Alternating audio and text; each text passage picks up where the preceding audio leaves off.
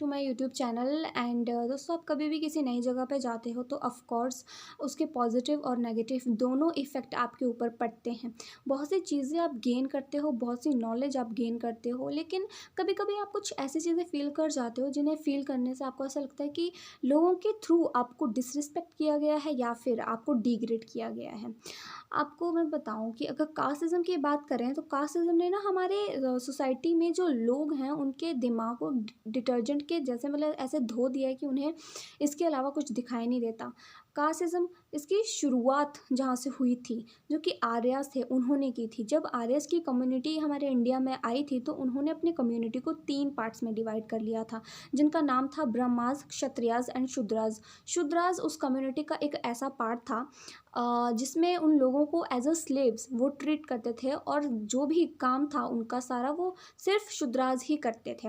अगर खेती बाड़ी का काम ले लें तो वही वही लोग जो शूद्रास होते थे वही लोग वो सारा काम देखते थे। इसी तरह से ये चीज़ जो कास्टिज़्म की जो चीज़ चलती आ रही है वहीं से चलती आ रही है। और इस चीज़ को लोगों ने आज के दिन अगर हम देखें तो इतनी ज़्यादा जो कास्ट है, कास्टिज़्म है, हमारी सोसाइटी में इतने ज़्यादा गंदे तरीके से इन्वॉल्व हो चुका है कि लोगों को इसके चलते अनटचेबिलिटी, इंटरकास्ट मैरिज के अगेंस्ट जो लोग खड़े हो जाते हैं, ना जाने कितनी और चीज़ों का सामना करना पड़ता है, उन्हें ये सारी प्रॉब्लम्स फेस करनी पड़ती हैं। अभी हाल ही में देखें तो पिछले साल की बात है, 21 साल का एक लड़का जो कि शादी में गया था और हाई कास्ट के लोगों द्वारा उसे मार दिया गया, पीट पीट के ही मार दिया। और इसके पीछे अगर रीज़न देखें तो सिर्फ ये रीज़न था कि वो लो कास्ट का था और उनके साथ वाली चेयर पे बैठ के जो शादी में खाना था वो खाना खा रहा था। कितना बकवास और वाहियात रीज़न उन्होंने दिया।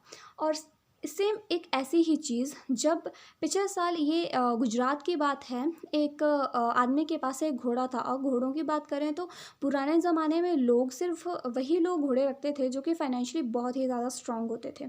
सिर्फ वही लोग घोड़े रखते थे, और वो एक लो कास्ट का बंदा था, पर्सन था, जिसने घोड़ा रखा था। और इसे बस इसी चीज़ के लिए मार दिया गया क्योंकि वो लो कास्ट का है और उसके पास घोड़ा है।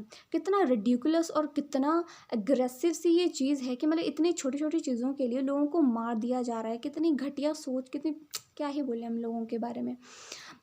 अगर हम बात करें ना तो कास्ट बहुत ही ज़्यादा लोगों के दिमाग पर इफ़ेक्ट कर चुकी है, बहुत ही ज़्यादा।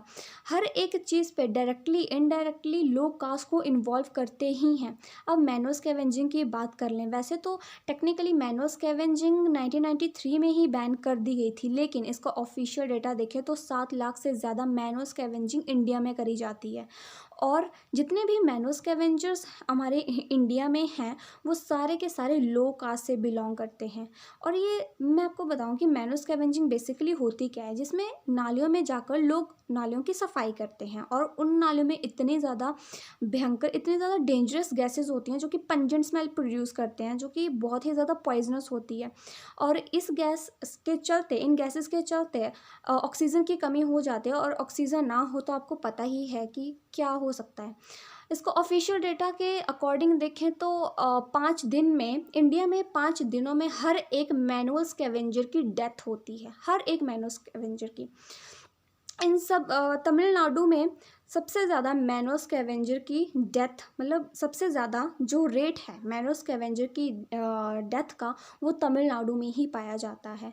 मैंने वही कहा कि डायरेक्टली इनडायरेक्टली हर एक चीज़ में कास्ट को इन्वॉल्व सोसाइटी करती ही है, कि मतलब लो कास्ट का बंदा है तो इसे हमेशा हम पीछे ही रखेंगे, और अगर कोई हाई कास्ट का बंदा है तो उसे हमेशा सुपीरियर आगे ही रखेंगे हम। ऐसी मेंटेलिटी है हमारी सोसाइटी की। अगर मैं आप चाहती हूँ कि आर्टिकल 15 बहुत अच्छी मूवी है जो कि कास्टिज़्म के ऊपर ही है, और बॉलीवुड ने वैसे 2-4 फिल्म्स बनाई, उनमें से ये एक बहुत ही ज़्यादा मेरे अकॉर्डिंग बहुत ही ज़्यादा अच्छी मूवी है। आई रिक्वेस्ट कि आप सब इस मूवी को ज़रूर देखें एक बार। एंड आप लोग खुद तो ये चीज़ ये इन्फॉर्मेशन मैं आपको दे ही रही हूँ, लेकिन मैं चाहती हूँ कि साथ ही साथ आप अपने पेरेंट्स को, अपने ग्रैंड पेरेंट्स को भी इसके बारे में बताएं, उन्हें एजुकेट करें। So thank you guys. And अगर आपको मेरी ये इन्फॉर्मेशन अच्छी लगी हो तो प्लीज़ मेरे चैनल को सब्सक्राइब कर दीजिएगा, लाइक कर दीजिएगा और कमेंट ज़रूर कीजिएगा। Thank you.